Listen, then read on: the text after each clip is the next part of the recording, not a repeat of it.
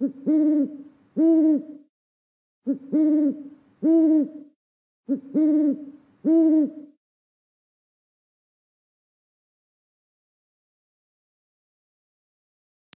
datang di Pojok Santai.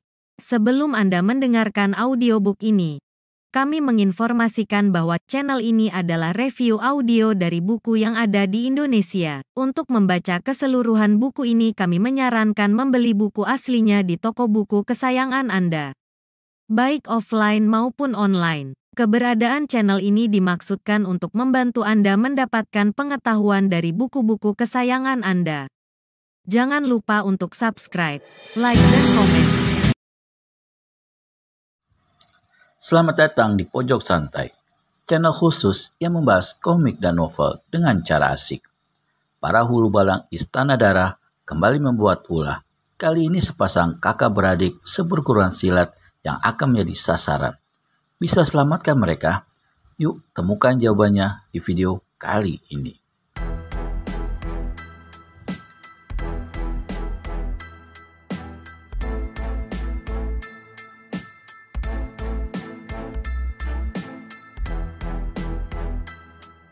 Wah, gadis manis sepertimu ini tidak seharusnya berlaku begitu galak terhadapku. Nah, sekarang kalian mau menyerah baik-baik atau bagaimana? Baik, aku akan menyerah, jawab si gadis. Tapi, digerakkan tangannya. Tapi apa? Tanya hulu balang darah ketujuh. Makan dulu jaramku ini. Shoo! Seru sang darah baju kuning dan sesaat kemudian, begitu dia gerakan tangan kanan, puluhan jarum berwarna kuning melesat tanpa suara ke arah 12 jalan darah di tubuh hulu balang darah ketujuh. Gadis binal. Hadik hulu balang darah ketujuh marah. Dikebutkannya lengan pakaiannya. Puluhan jarum yang menyerang serta merta mental dilanda angin dahsyat yang keluar dari ujung lengan pakaian itu. Melihat gelagat yang tidak menguntungkan ini, pemuda baju biru berseru, "Ya, larilah, lari lekas, biar aku yang menghadapi pengguna-pengguna jahat ini." Dari pertempuran yang baru berjalan, beberapa gebrakan itu, si pemuda sudah menyadari bahwa walau bagaimanapun tidak mungkin bagi mereka untuk menghadapi kedua lawan yang memiliki kepandaian begitu tinggi. Karenanya, demi keselamatan adik seperguruannya, dia bersedia korbankan nyawa. "Tidak, Kang Mas. Mati bersama di tempat ini adalah lebih baik daripada lari," jawab Miani, yang membuat kakak seperguruannya menjadi kaget. Gadis ini rupanya juga sudah menyadari nasib apa yang bakal dihadangnya, namun sedikit pun tidak merasa gentar. Dengan sepasang tangan kosong terpentang, Miani maju ke hadapan hulu balang darah ketujuh yang ditantang ganda tertawa dan berpaling pada tawanya.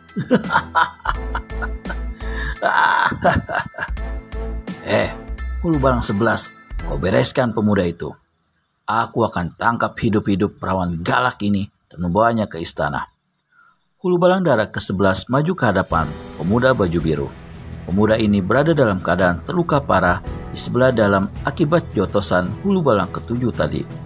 Namun demikian, dengan sisa kekuatan yang ada dan penuh keberanian, si pemuda melangkah ke hadapan hulu balang ke-11. Tangan kirinya tiba-tiba melepaskan 20 jarum biru dan tangan kanan diayunkan ke batok kepala lawan. Serangan ini disertai dengan satu loncatan cepat sehingga hulu balang ke-11 tidak berani bertindak sembrono. Dengan berkelit ke samping dan seraya melepaskan satu pukulan tangan kosong ke udara, serangan-serangan jarum biru berhasil dilewatkan oleh hulu balang darah ke-11.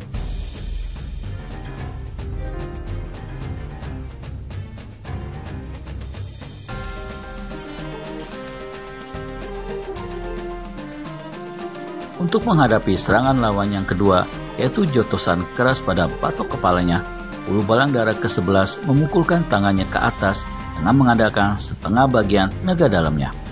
Dalam keadaan terluka begitu rupa, bentrokan lengan adalah sangat berbahaya bagi pemuda berbaju biru. Walaupun tenaga dalamnya lebih tinggi sekalipun, belum tentu keselamatan dirinya akan terjamin. Karenanya, begitu lawan memukulkan lengannya ke atas, pemuda baju biru menjejak tanah dan melompat satu tombak.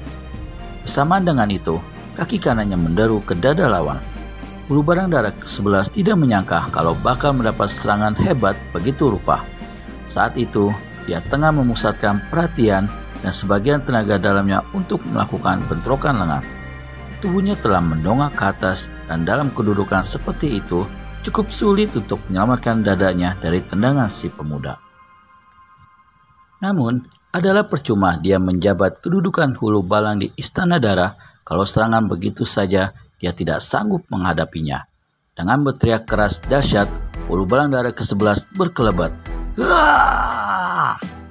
Tubuhnya hanya merupakan bayangan merah, dan sebelum pemuda baju biru dapat memastikan di sebelah mana lawannya berada, tahu-tahu satu pukulan menghantam dadanya. Tepat di bekas jotosan Hulu Balang ke-7 sebelumnya. Tak ampun lagi, pemuda itu muntah darah dan tersungkur ke tanah. Kang Mas Widura, pekik Miani. Iya, lari, selamatkan dirimu, seru pemuda baju biru yang bernama Widura, sementara nafasnya mulai megap-megap. Bukannya lari, sebaliknya Miani malah menubruk kakak seperguruannya. Namun sebelum dia sempat berbuat sesuatu apa, satu totokan telah bersarang di punggungnya, membuat gadis ini melonso tak berkutik lagi. Tuk! Hanya mulutnya saja masih bisa mengeluarkan suara memaki dan mengutuki kedua manusia berbaju merah itu. Rasa! Hulu Balang Dara ke-7 membungkuk, merangkul tubuh Miani, lalu memanggulnya di bahu kiri. Dia berpaling pada kawannya dan menggoyangkan kepala. Lekas selesaikan pekerjaanmu.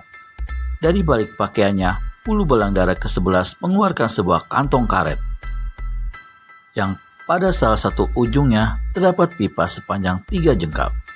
Setelah mengeluarkan pula sebilah pisau kecil yang amat tajam dan berkilat-kilat ditimpa sinar matahari, maka dia pun melangkah mendekati tubuh Widura yang saat itu tidak berkutik dan menggeletak di tanah tengah meregang nyawa.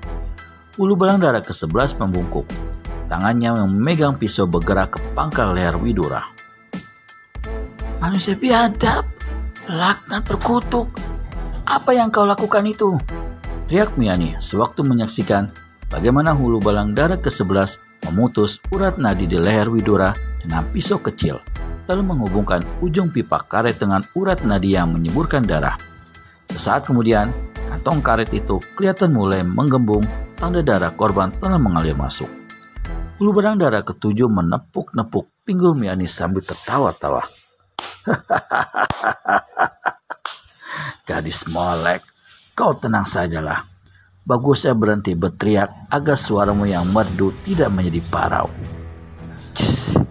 Kalian manusia-manusia terkutuk, lebih kejam dan lebih buas dari binatang, teriak Miani, lalu berulang kali diludahinya muka Hulu Balang Dara ke-7. Sialan, kalau kau bukan gadis manis, sudah tadi ku remas hancur mulutmu. Hardik Hulu Balang Dara 7 marah. Diliriknya pakaian kuning si gadis dan disekanya mukanya yang penuh ludah. Seharusnya kau merasa gembira dan bangga karena darah kawanmu itu mendapat kehormatan untuk dipakai sebagai cat Istana Dara. 3/4 kantong karet telah penuh dengan darah Widura. Ketika tak ada darah yang mengalir masuk ke dalam kantong itu, Hulu Balang Dara ke-11 mencabut pipa lalu membuhulnya. Ia berdiri dan memanggul kantong berisi darah itu.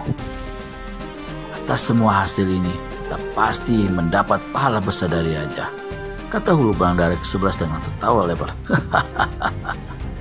Yang jelas, menyauti Hulu Balang Dara ke-7, gadis manis ini akan dihadiahkan padaku. Dia menentang di tempat tidurku sebelum keputusan raja datang untuk mencabut nyawanya. Merinding bulu roma Miani mendengar ucapan itu. Dia berteriak keras, lepaskan aku, jangan bawa ke Istana Dara, kalian lepaskan aku. Hulu Balang Dara ke-7 cuma tersenyum. Diciumnya tengkuk gadis itu penuh nafsu, lalu bersama kawannya meninggalkan tempat itu dengan cepat.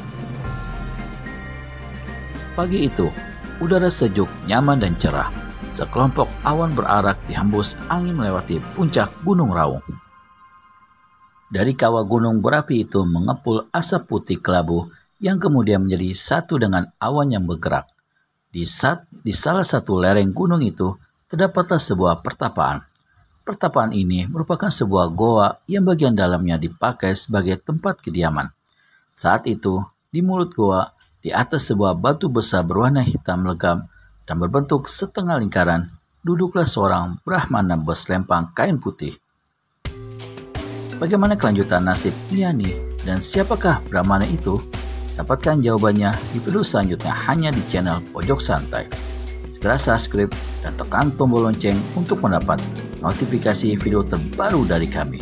Terima kasih dan sampai bertemu kembali.